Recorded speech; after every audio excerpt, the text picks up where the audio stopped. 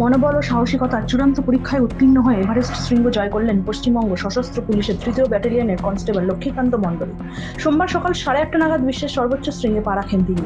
এই অভিযানের সঙ্গে ছিলেন নেপালের দৃষ্টি প্রতিবন্ধী পর্বতারোহী ছোনজিং আংমো, ভারতীয় পর্বতারোহী গীতা সামোতা, তেনজিং শেরপা ও লাকপা শেরপা।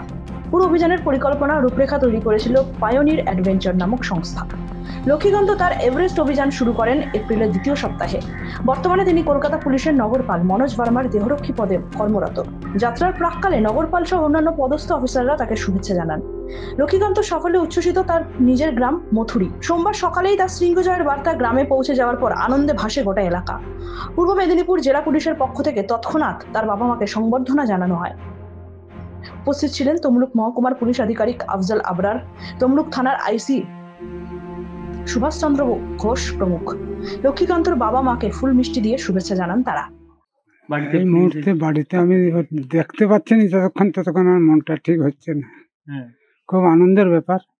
হাতে ও যে গেছে ওর একদম সাহসের জন্য গেছি, ওতে আমাদের খুব ভালো লাগছে। এর আগেও কি ও যেত? না, এর আগে কোনোদিন, এই প্রথমেই গেছে। তবে ও অ্যাথলেটিক্সে অনেক সময় ছিল, অনেক সময় অনেক কাজ করেছে। এখন কিসে কাজ করে? এখন পুলিশেই কাজ করে।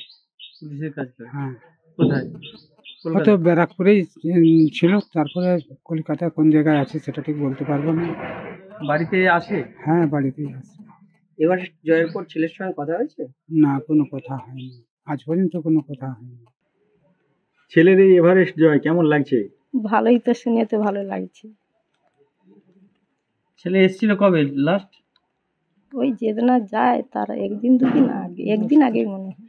কবে বাড়ি থেকে গিয়েছিল এভারেস্ট জয়ের উদ্দেশ্যে? আমি সব জানি না। আপনাকে ভালো লাগছে তো? হ্যাঁ, দাদা হচ্ছে বরাবরই ও জিওগ্রাফি নিয়ে পড়তো, আর হচ্ছে প্রকৃতি সম্বন্ধে একটু মানে কিছু নতুন চিন্তা ভাবনা বা কিছু নতুনত্ব আবিষ্কারের আগ্রহ ছিল। সেই উপলক্ষে এভারেস্ট জয়ের স্বপ্ন দেখে অনেকদিন আগে থেকেই। তারপরে আস্তে আস্তে চাকরি পায় এবং চাকরির পাওয়ার পরে পুলিশে চাকরি পায়।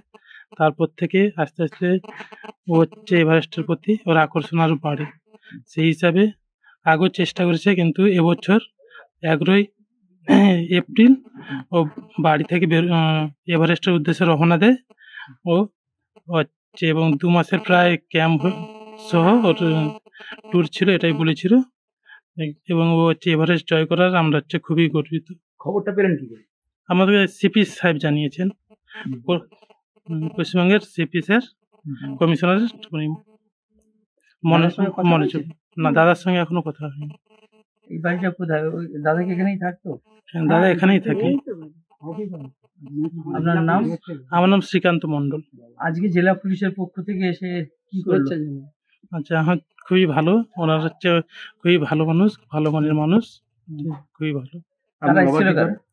আমার এসপি এসছিল, ডিএসপি, সিপি এবং এসছিলেন, ওসি আসছিলেন, আইসি আসছিলেন। কনস্টেবল লক্ষ্মীকান্ত মণ্ডল 3rd ব্যাটালিয়নে পোস্টেড আছেন। আর উনি আমাদের সিপি মাননীয় মনোজ ভার্মা আইপিএস সাহেবের কাছে ছিলেন।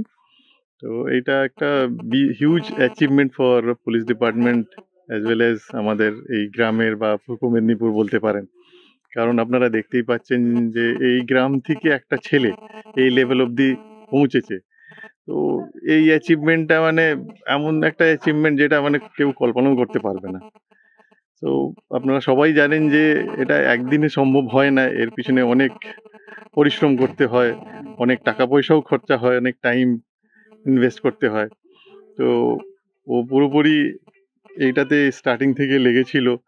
আর আমরা আমাদের পুলিশ ডিপার্টমেন্টের তরফ থেকে ফুল সাপোর্ট করেছি। আমরা আমাদের এখানে যত কনস্টেবল বা যে কোনো র্যাঙ্কের অফিসার যখন অফিসার বা কনস্টেবল যখন উঠে, আমরা ওদের ট্যালেন্টটা দেখি। আর আমাদের যখন মনে হয় যে এই ট্যালেন্টটা আরও বেশি সামনে নিয়ে আসার দরকার আছে, আমরা ওকে ফুল সাপোর্ট দিই। তো পুলিশ ডিপার্টমেন্ট মানে এন্টায়ার সাপোর্ট ওকে দিয়েছে, আর এই সাপোর্ট বেসিসে ও এই অ্যাচিভমেন্টটা পেয়েছে। পশ্চিম মেদিনীপুর থেকে নিজস্ব প্রতিনিধির রিপোর্ট, এএনএম নিউজ। আরও খবরের আপডেট পেতে সাবস্ক্রাইব করুন আমাদের ইউটিউব চ্যানেলটি আর বেল আইকনে ক্লিক করুন নোটিফিকেশনস পেতে।